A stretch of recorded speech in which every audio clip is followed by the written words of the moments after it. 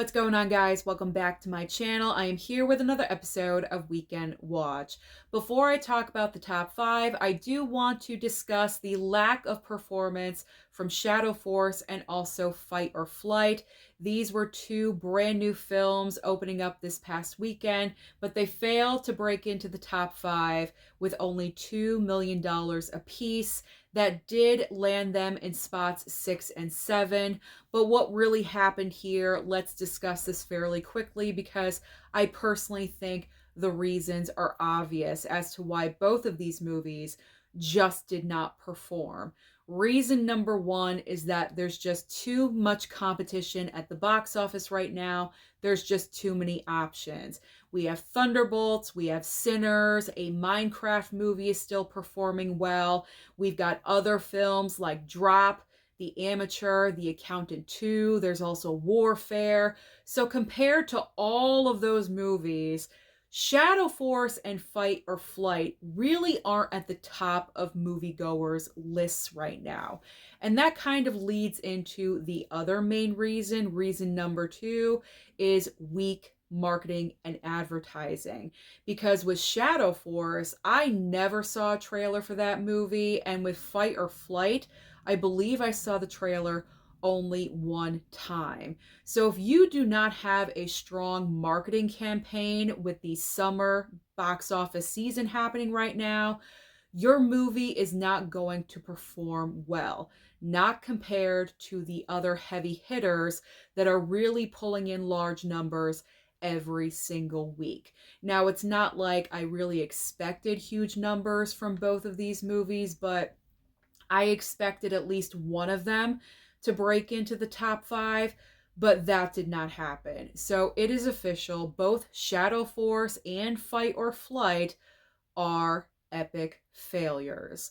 So now let's discuss the top 5 of what did perform this past weekend.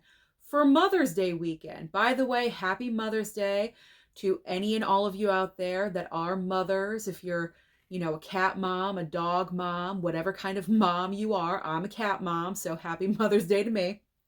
Whatever kind of mom you are, happy Mother's Day. I hope you're having a wonderful Sunday. So number 1, as I predicted, is Thunderbolts. It maintained at the top with 33.1 million, and the current worldwide total is $272 million. So this movie is on its way to between $400 to $500 million, which I think that is where Thunderbolts is going to end up by the end of its theatrical run. If it can hit around 450 million, I think that would be a nice ending point for that film. But I do have to say, we do have major competition coming up with a brand new movie that's coming out this weekend. It's going to be the first roadblock for Thunderbolts. And then we're getting into Memorial Day weekend. Huge movies coming out then. So Thunderbolts, I'm hoping, is going to have longevity. If it has longevity and doesn't completely drop off, it will make over 400 million, and Thunderbolts needs to make over 400 million. If it fails to not reach at least $400 million, that is not going to be a good sign. But I'm hoping it's going to cross over 4. I think it's going to happen. Second and third place. Second place is Sinners, still performing so well, $21.1 million. $283 million worldwide. This movie is going to make over $300 million. Guaranteed it's going to happen. This is a phenomenon. I am really hoping that Sinners gets acknowledged during award season because this movie definitely deserves it.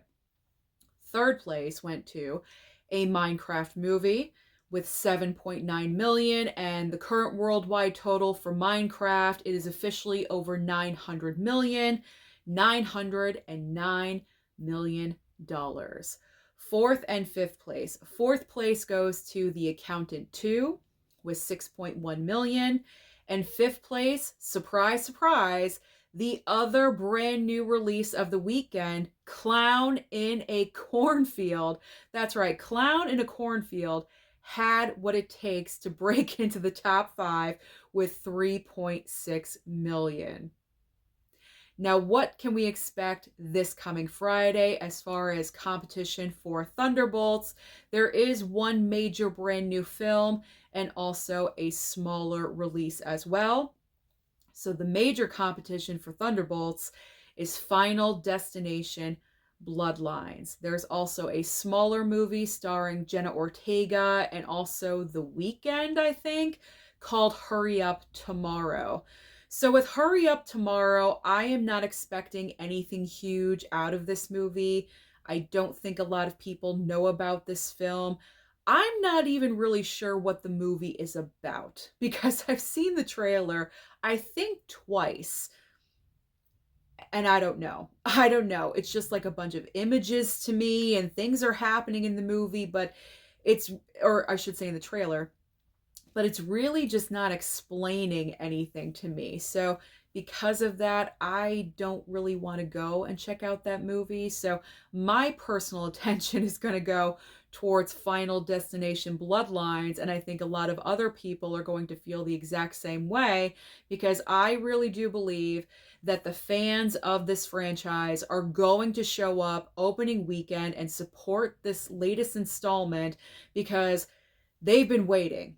I've been waiting. I mean, I'm becoming a newish fan to the Final Destination franchise. I've seen the movies before, but now I'm rewatching all of them again, and I'm just really getting into them now. So I can't wait to check out the next installment, and all the hardcore fans from the very beginning of this franchise, they're waiting. They've been waiting for this for a long time. I think the movie got delayed or something. So I think this is going to turn into major box office dollars. So I do believe that Final Destination Bloodlines is going to have what it takes to kick out Thunderbolts from the #1 spot. So that is my prediction, is that Final Destination Bloodlines will take over #1 and everything will just drop down one spot. Thunderbolts will now be second place, Sinners third place, and so on.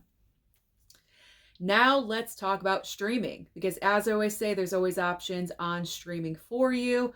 Over on Netflix, we have 2 major debuts this week. We have I'm Still Here and also Paddington in Peru.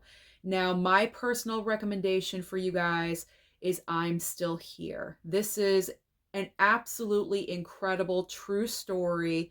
Fernanda Torres puts in the performance of a lifetime in this film.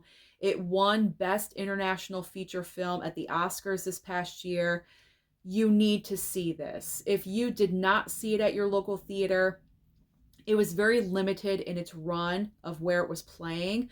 So if you wanted to see this movie and you could not because it wasn't at your theater, now is the time to watch it. It is an incredible movie. Just please do me a favor and check it out.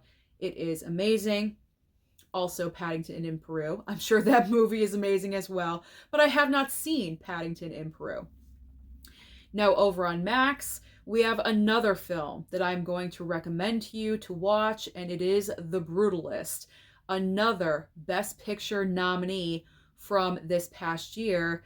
If I was voting for the Oscars, if I could choose one movie out of the 10 to be the Best Picture from last year, I probably would have chosen The Brutalist, because that movie was absolutely incredible. I went to my movie theater. I sat for over 3 hours and I just digested everything. And it has incredible performances. I think I'm going to sneeze. Hold on.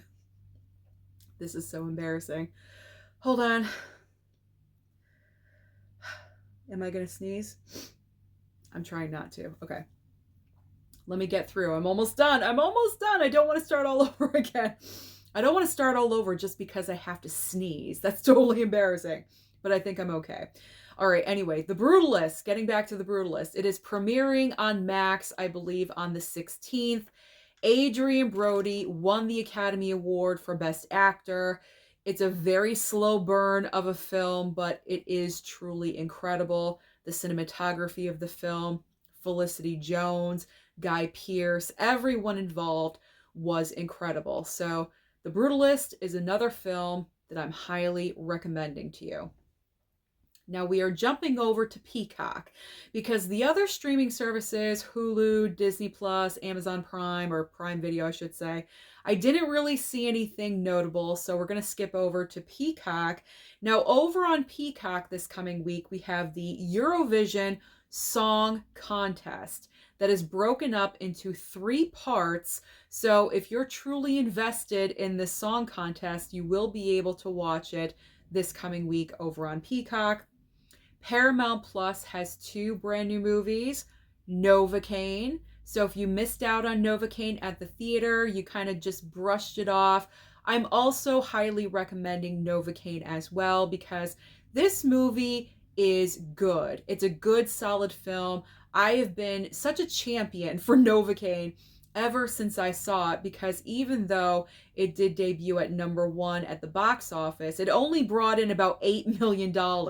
This movie, for some reason, no one wanted to go and check it out in theaters. I'm not really sure why, but it's such a fun film. Great date night movie. So now's the perfect time for you guys to check it out. Friday, Saturday night, cuddle up with your loved one and give it a chance. Jack Quaid, great in the movie, comedic, action, rom-com. It's like a little bit of everything. You're going to have a good time, trust me. There's also Hard Truths. This is another film that was nominated during award season last year. It did not make it to the Oscars, but I believe Critics' Choice Award, and I think there was some other, Critics' Choice and I think SAG, somewhere in there. Marianne Jean-Baptiste was nominated for Critics' Choice and I believe also SAG. Unfortunately, she missed out on that Academy Award nomination. I heard her performance in Hard Truths is phenomenal. So I've already written that down on my streaming list. I would like to check out Hard Truths. And finally, on Apple TV Plus, we've got Murderbot, which is a brand new series, and also a documentary called Deaf President Now. So that is everything happening at the box office and also on streaming. So comment down below and let me know your thoughts about Final Destination Bloodlines. Do you think this film has what it takes to kick out Thunderbolts? Don't forget to like and subscribe before you leave, and I'll see you next time.